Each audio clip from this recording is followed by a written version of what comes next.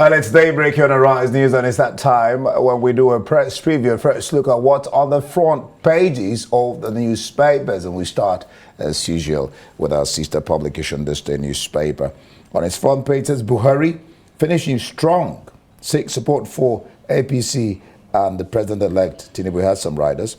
Declares he has difficulty coping with official pressure.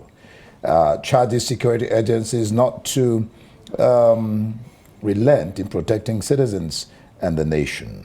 At valedictory FEC meeting, President thanks ministers for loyalty support since 2015. Keenly awaits tending to his cattle in Daura, his hometown. All right, just below this day presidency, Tinubu will get seamless handover ceremony.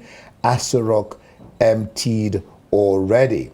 Says President-elect Deputy have 60% of total invitees list. PDP challenges federal government over alleged plan to declare public holiday on Friday against Supreme Court ruling. Let's look at the top mast. It says Advonix gets AOC award days after FEC approved railway aviation security equipment supply, its installation. And MFLA, without CBN's monetary tightening regime, inflation would reach 30.48% in April. These are the stories we have on the front page of This Day. And this is the Punch newspaper. Countdown to hand over. The Federal Executive Council holds last session. Governors dissolve cabinets. Sanwo-Olu asks appointees to quit office. And the governor in Kano State Ganjia hands over documents to governor-elect.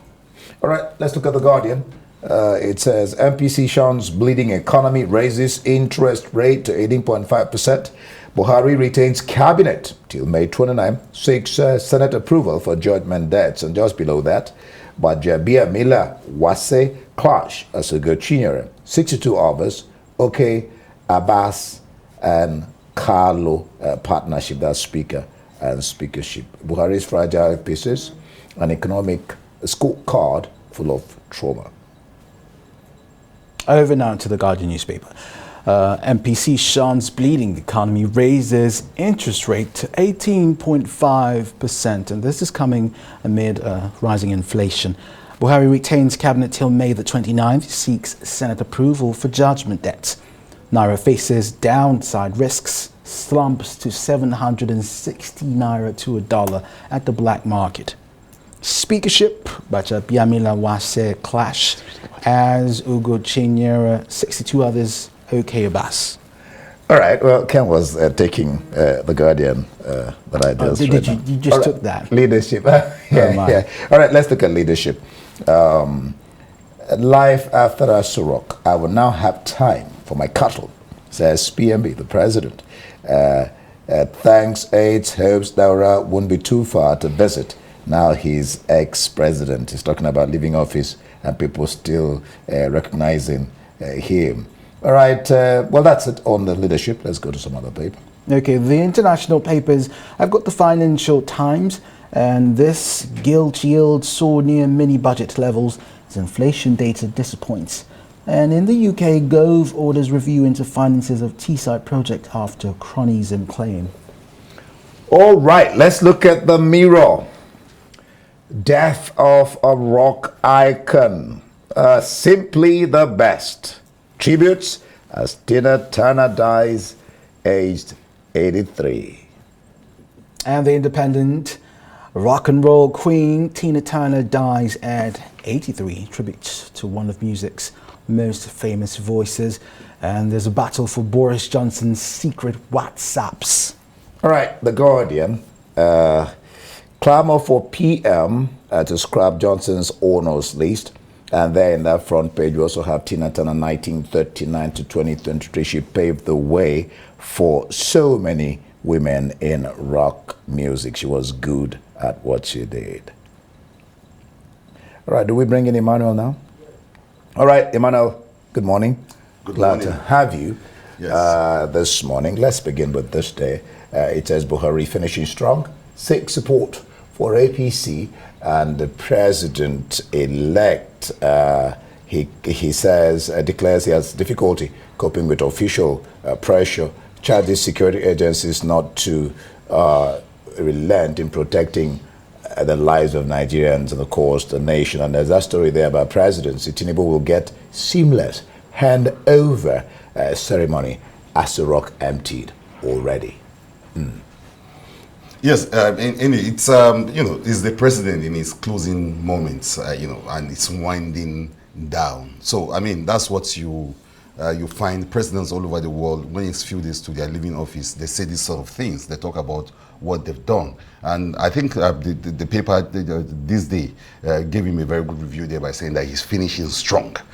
Some people will say maybe he's finishing from a place of weakness. If you look at the issues that are unresolved, the problem of insecurity, for instance, they still bedeviling the country, almost like a parting gift. You have killings, those plateau killings recently. You have other incidents, but then those are the things we cope with. He's been talking to his security team and telling them that, well, those are the challenges he had to cope with. And if he's finishing strong, it will probably be mainly because of all those, those commissionings that happened recently, especially with the Dangote refinery. That seems to be some kind of serious and the legacy projects he's been commissioning. Yes, some of these huge. You talk of the second Niger bridge and all. If you look at that, just that alone, you probably say yes, he's going out in a blaze of glory.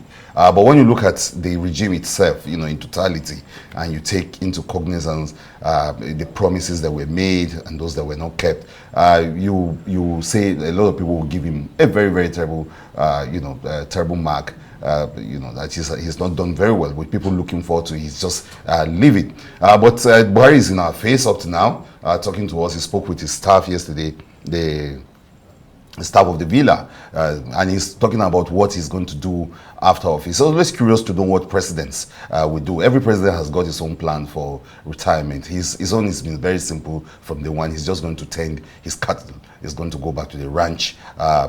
Elsewhere in the world, presidents will be thinking, traveling in the circuits, giving lectures, or even having a presidential library to boot. Some will write books and talk about and contribute to conversation around the issue of democracy, like we see presidents around the world do. Some will just retire completely into their homes, and that's, I think, what Buhari is thinking of doing. He's thinking of a very quiet retirement where he's not even going to be in the face, or he's not going to actually interfere so much with national events and all of that. He's already said that, and he seems to be in a hurry to have that seamless handing over. It's cleaned out the villa. The notes are ready. Some of the notes, according to Garba Shehu yesterday, are even handwritten. They're really ready to support, the incoming presidents. In some, there are, if you compare this to when Goodluck Jonathan was coming, where there were dramas around whether he should use the presidential wing and all of that. Buhari is trying to avoid all of that, to be the perfect gentleman to the next occupant of the villa. At the state levels too, governors are doing their best to ensure that they're able to provide the atmosphere. Not so much so in some states, but generally in many of the states, the handing over to is looking very seamless, with governors doing everything in their powers to hand in notes, the sort of documents that will help the newcomer to cope. President Buhari also doing his own bit, saying farewell here and there, having the right kind of dinners and saying the right kind of things in some places, but the jury is out there. Nigerians are still going to still going to rate him by the what happened in these 8 years. Yeah, it's good you mentioned that, Emmanuel. In the Tribune, the health workers have set an agenda for the incoming administration. And earlier we listened to a report, junior health workers have threatened an indefinite strike if they're not paid arrears. And we're hearing news that lawmakers would be walking away with more than 30 billion naira. I mean, just a handful of people in the National Assembly. Are we making the right choices? Are we getting our priorities right? No, certainly not. If you look at if you look at how much those kind of, everybody gets worried at times with those the kind of monies that you throw at people, the legislator in the National Assembly, and a lot of people say, for what? I mean, what do they actually accomplish? And doing at the end of the day, apart from the back and forth, the bickering, the fighting, the infighting, and currently the inability to even agree on their own leadership to start with. So. There are people who think that that's part of the Nigerian problem, the crisis of spending so much on governance, the overhead cost, and the kind of money we spend on public, office holders, and all of that. But then I think the Tribune story on the health workers is also very interesting. Yes, if it's setting agenda for the next the next president, that will be something that the next president must look seriously into the crisis of strikes, especially health workers, and that is a serious. A nation's health is roundly dependent on how much those health workers are able to do their jobs, and the premium we place on health workers, whether they be doctors or nurses and all that. So it's something that, yes, any incoming government, any serious leadership should be able to look at the welfare of health workers and not throw all its money on public or on politicians or public office holders. All right, let's look at the punch. It says countdown to hand over. FEC holds last session. Governors dissolve cabinets, but the president tells his people go back to work until the D-Day of the 29th. So we'll ask appointees to quit office. Gunduje hand over documents to governor-elect. All right, so what do you make of that? Well, yeah, it's a sort of a reporting I'm sure we are all going to be making, which is beaming on the transition. How are governors coping with it? What are they saying? This last minute, handing overs and all that is the sort of story that it's almost routine story so that there will be some kind of seamless transition. The other thing that we're not reporting, but we should be reporting, is the level of debts. The empty treasury. Many of them will be handing over to their successors. In some states, these governors are walking straight into what is clearly a debt, burden, debt mine, and debt trapped. It's going to be serious, and how they're going to fare in the first 100 days in office is something that they should worry about. But the outgoing governors, for instance, are really in a hurry to leave. Some of them are apologizing. Some of them are talking about what they will do after office. Or Tom yesterday was saying that Indy, he's probably going to join us in this side of the game. He's going to be a freelance journalist. He said he's ready to do anything outside office. I mean, it's ridiculous, but that's what they're all, I'm sure privately, they're all thinking of how to cope with life after office. What's going to happen to them? What will people say after they are gone? They are looking back at the years they've spent and the resources that was in their hand, and they, of course, they missed it. They are not talking about it now, but many of them probably thinking or regretting some of the decision or lack of decision in some areas, and thinking of how they are going to cope with the crisis of scrutiny, not only from the states or from those who are within, but also from the outside, and how their legacy is going to be written. What about the crisis of graft? How are they going to confront issues of the EFCC, ICPC, and all of that? I'm sure those are the sort of things many of them are thinking about, grappling with, but not talking about it. Still in the Tribune, Emmanuel, Wajabiamila Wasit trade words at plenary. Why we settled for Christian as Senate President. The race for leadership in the 10th National Assembly is still on, Emmanuel. And here is one of the contestants going at it with the outgoing Speaker. Yes, I mean it's the sort of thing that we're talking about. It tells you that there's no cohesion and there's no seriousness sometimes in the way these things are done. I mean, it's not, and this is the first time we're having it like this. It's just to tell you that there's been a breakdown in decency, breakdown in common, decency among adults, and it's all about the issue of leadership. You don't find them trading words like that when they have to discuss the economy or when they have to discuss serious matters that affect our lives. But when it comes to leadership and the sharing of the booty, yes, you have them fighting and trading words. It's not good for the optics. It's certainly not even good for for the kind of serious control we are hoping to build. Is that not human nature? All right. Well, I don't know. I mean, people always want to fight for power, especially when it doesn't go their way. That's what usually happens.